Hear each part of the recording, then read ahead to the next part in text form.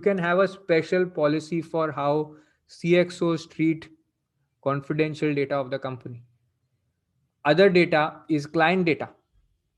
Okay. How is client data, client lists to be treated? How is it to be protected? How do you prevent it from getting into the wrong hands or the hands of competitors? Okay. How do you prevent an employee who leaves from taking the data away or misusing the data? Okay. Then there are going to be a law on data protection is on its way to be passed in India. Concrete timeline is not there, but the personal data protection bill is likely to be passed in India. And secondly, many Indian companies are complying with European Union data protection law. Okay, it's not very complicated. It has some area of work in it, but they are complying with that because Indian companies have business clients abroad. Okay, so they are having to comply with this law also. Now when that you have to comply with foreign data protection law, at that time what happens is that you have to you'll have to observe certain procedures, and it's a process oriented aspect. Like you have to obtain consents in a certain way, you have to inform customers about certain things, you have to maintain that log of consent, and then you have to give customers the right to delete their data, you have to disclose data breaches. All of this work is fully process oriented, and organizations have been really sluggish on creating dedicated roles. Like there is a need for having dedicated data protection officers and staff. And our bet is that HR managers, HR executives are very well positioned to take up this kind of work. Okay. Then another area that's important is the scope and duration of non-compete.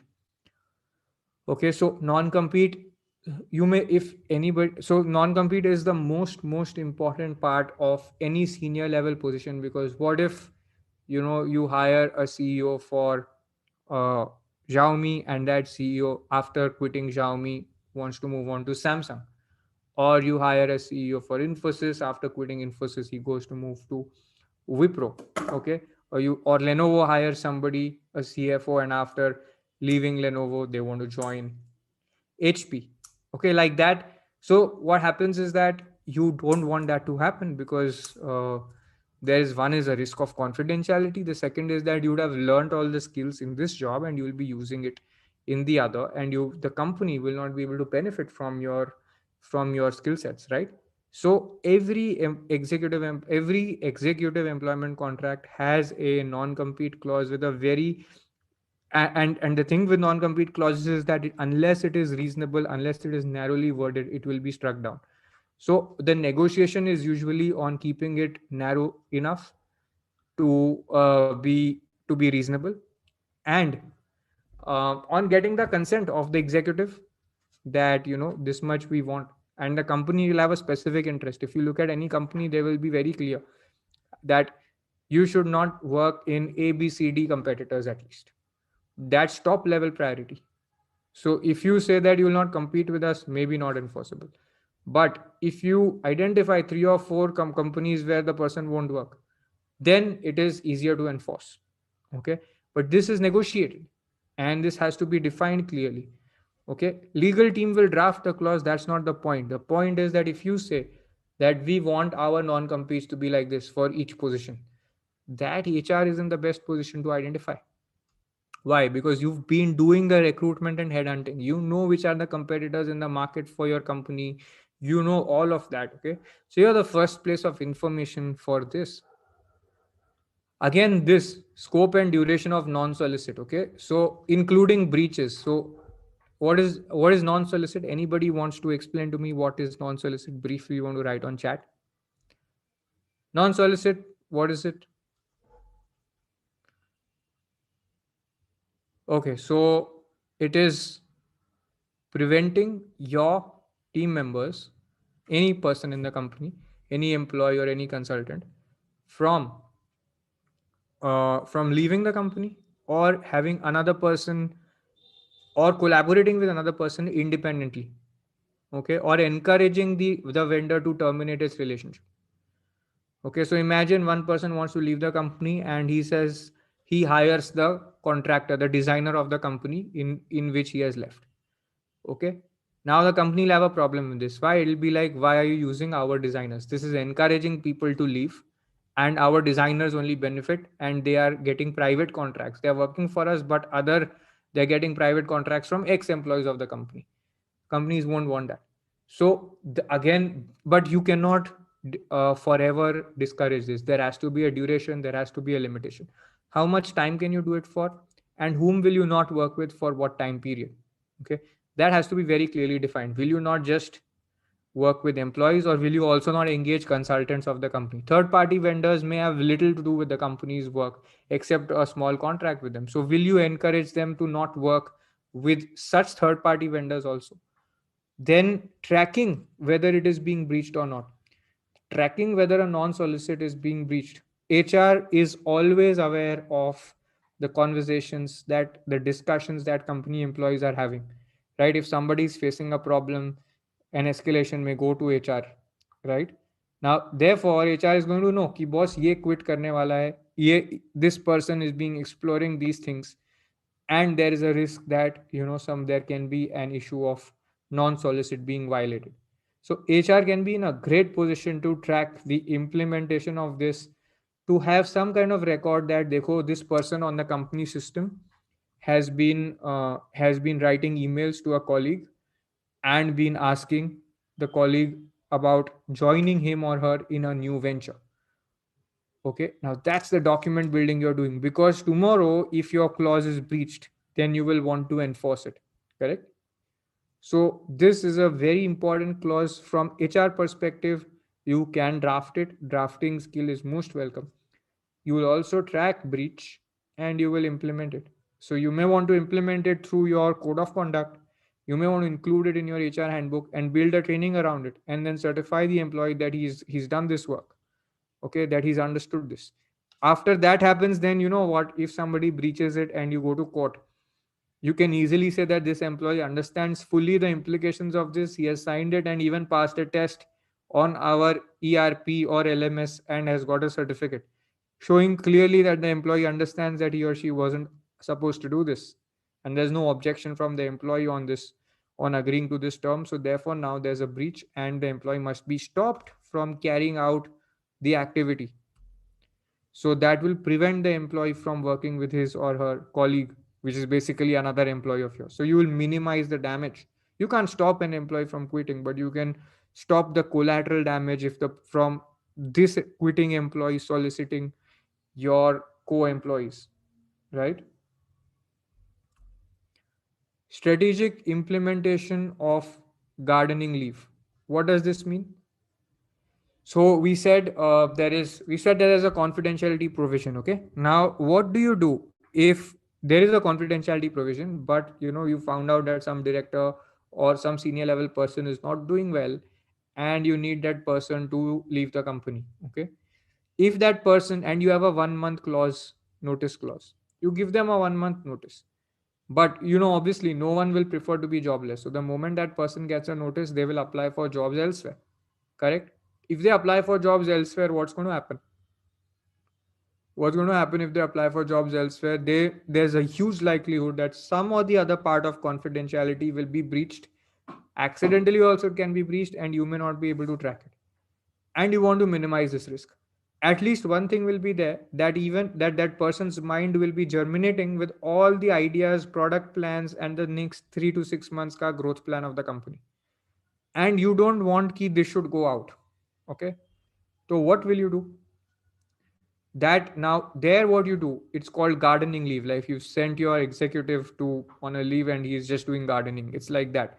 Basically the point is the person is on your payrolls. If the person is on your payrolls, you're going to have a higher loyalty. He or she cannot apply for jobs elsewhere, and you slowly put that person out of important projects and restrict the person to regular roles, so that in another 3 to 6 months when the person quits, okay, at that time there will be no secret information which could be very damaging for the company in that person's possession. Regular confidentiality will apply, but uske paas utne secrets nahi hai, so if he wants to do harm, that person will not be able to harm much.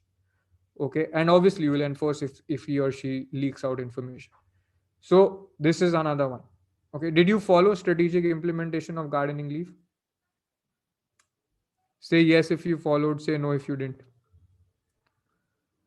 Okay, clawbacks and recoupment policies. So, did you see how we implemented the clawback? Which one you want me to explain, him in? Gardening leave. Gardening leave is this, that if you think that an employee is not doing well, uh, you want a senior employee to leave the company. If you immediately do that, that person will have access to a lot of confidential plans and data and may share it with competitors even accidentally, or even if he or she doesn't share it, there's like a lot of things you want to try out, and he may use that knowledge in projects, okay, while working with a competitor or another company. So you don't want that to happen. So you will slowly phase the person out. You will not terminate their employment. For 3 to 6 months, you will phase them out of important projects so that the company, your company, gets to try out whatever you wanted to. And this executive will not be aware of all the findings at all, but will keep getting salary. So he doesn't lose his job. He can't apply elsewhere to work unless he decides to quit. He or she won't apply elsewhere for work. And the value of the confidential information fizzles out over time. Followed? Next is clawbacks and recoupment policies. What is a clawback? I've discussed this, right? The example of the sales being inflated. Okay, now how do you enforce this? There is uh, Companies Act, Indian Company Law, RBI, all of them are saying that clawing back compensation is allowed. Okay. Now the question is, what about, so how do you enforce it? You will need to have a policy in the company. You will need to have a term in the contract for this, and then when you actually invoke this, you will have to do some letter drafting and all of that. Okay, and if there's a dispute, you will need to go to court, or you will need to do an arbitration. So all of this becomes important. Next, severance compensation. So followed till here, followed clawback and recoupment policy. I showed you Infosys's recoupment policy, right? Severance compensation and its exclusions. So what is severance compensation? Do you know? So the commercial understanding goes like this, that entry level jobs are a lot more than senior level positions. So you'll notice that while a senior person may earn way more than a junior entry level person, it will be harder for a senior person to find another job. Okay. It will take more time. So what happens is that if a contract of a senior person is terminated, he or she will say that, okay, give me compensation for loss of office, for loss of my job, please give me compensation.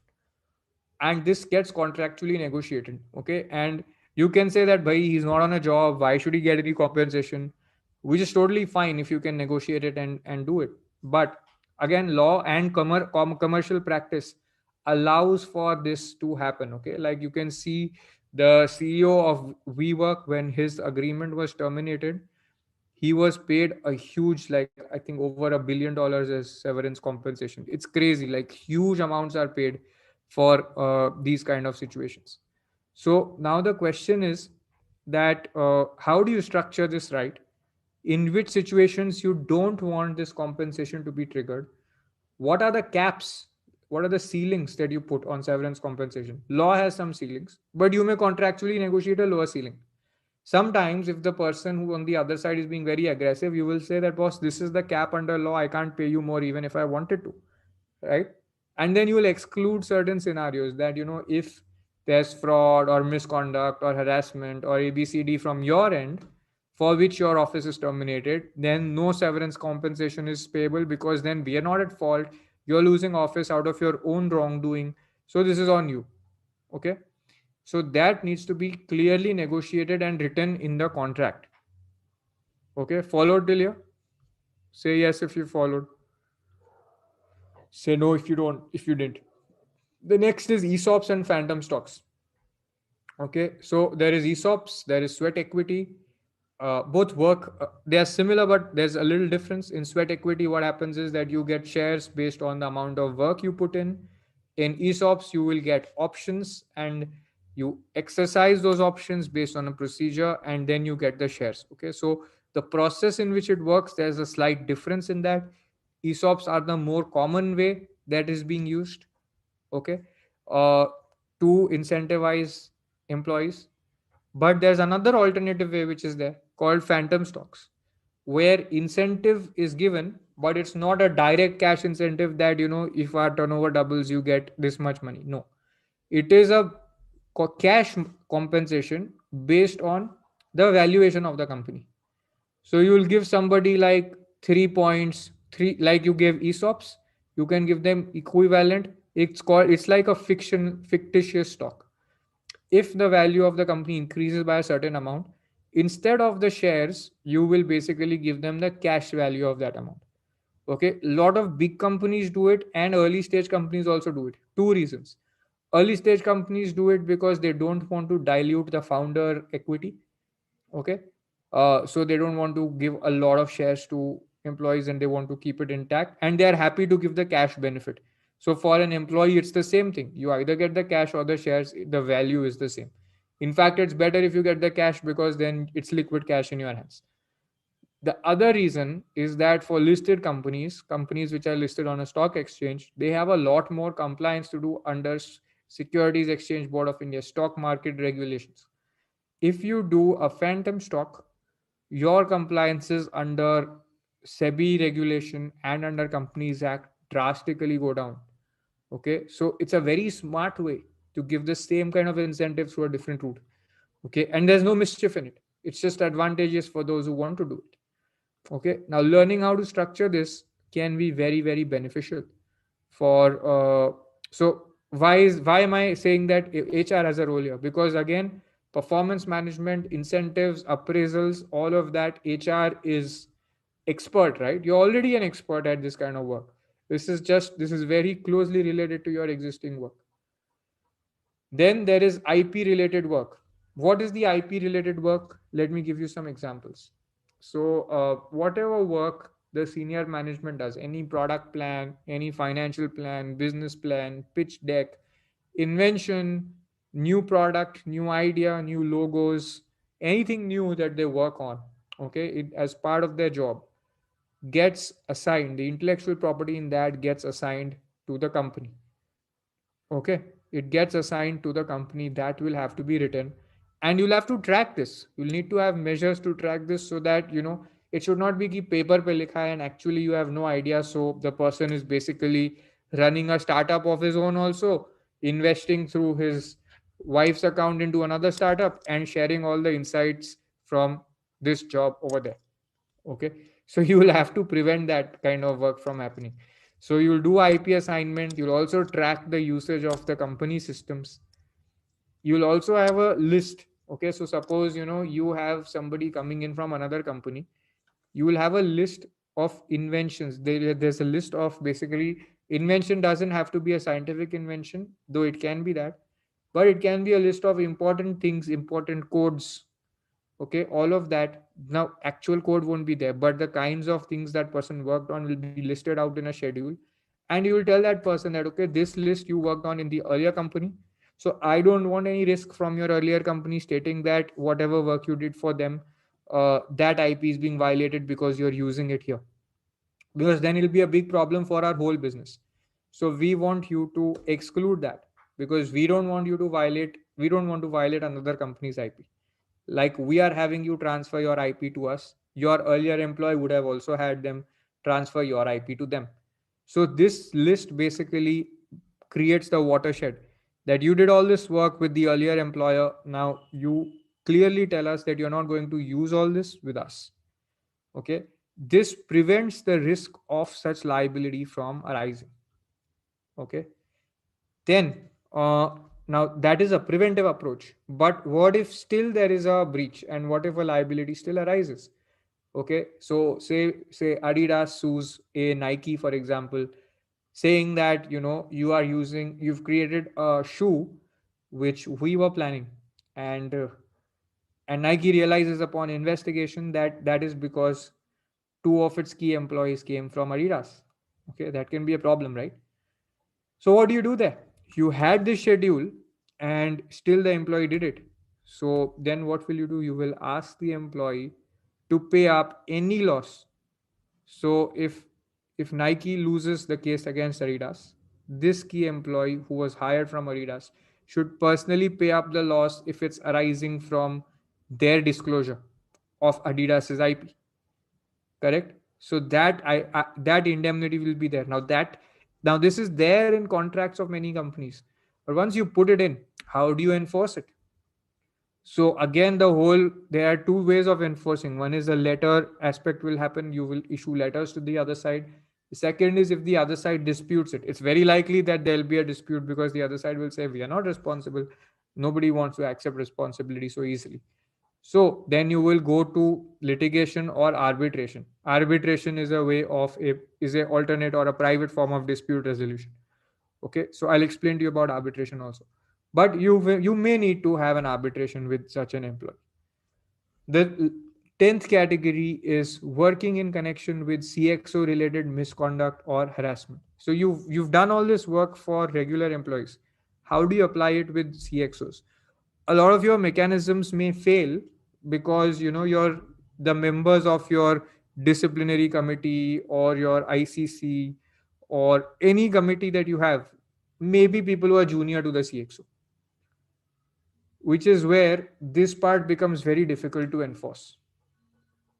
Okay, so to be able to enforce this, you have to create alternative mechanisms. It doesn't get enforced through the regular company grievance redressal mechanism. Even things like corruption, so you add CXO misconduct, corruption, harassment, etc., sexual harassment. Then dispute resolution with CXO. So a lot of these earlier entries, earlier aspects, if there's a fight, if there's a dispute, very few people will own it up. So it's likely to get dragged into a final court or arbitration scenario, which is something you'll have to learn that, okay, if there's going to be a dispute, the first thing in your position you need as an HR manager acting for a company is documentation. You need the document trail, you need the body of all the evidence. Okay, so that if you give it to a lawyer, they can make a good case out of it. So you need that documentation, the data, the letters saying that you raised the claim in time, you properly explained what the problem was. So this will be a very frequent category which you don't see with regular employees. In CXOs and in IT, you will see this happening a lot. Okay. Now, which kind of clients can you serve if you learn all this work? You can serve early stage startups. The early stage employees they hire will have very similar concerns that you have to deal with CXOs. Startups which are funded by venture capitalists and private equity investors will also have this kind of concern. Large Indian companies and listed companies will have this concern for CXO level stuff. Okay, these are the three entities you have: early stage startups, late stage startups, large Indian and listed companies. Okay, so that's a big target market, right? Like huge category of audience of huge set of entities will need that service. Now, what actions can you take? Think about this. You've got all this learning today. What actions can you take to implement these learnings in your organization?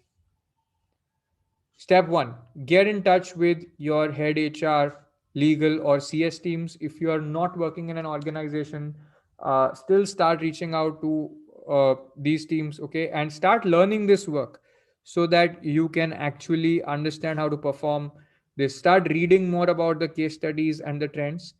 Start reviewing. If you are in an organization, you contact the CFO, you contact the head HR, legal, CS, and see if you can get hold of a simple executive employment contract or an ESOP plan. Okay, offer to them to assist that, I will help out in better performance management of the ESOP plan. Because what happens in ESOP plan is that every year there is a grant based on the performance. So every year you will help in performance management, which will tell the company's team how much to grant which employee. Then identify which other areas you can add value at. If you need help, you can always, if you get stuck with something, you can always reach out to our team. Okay.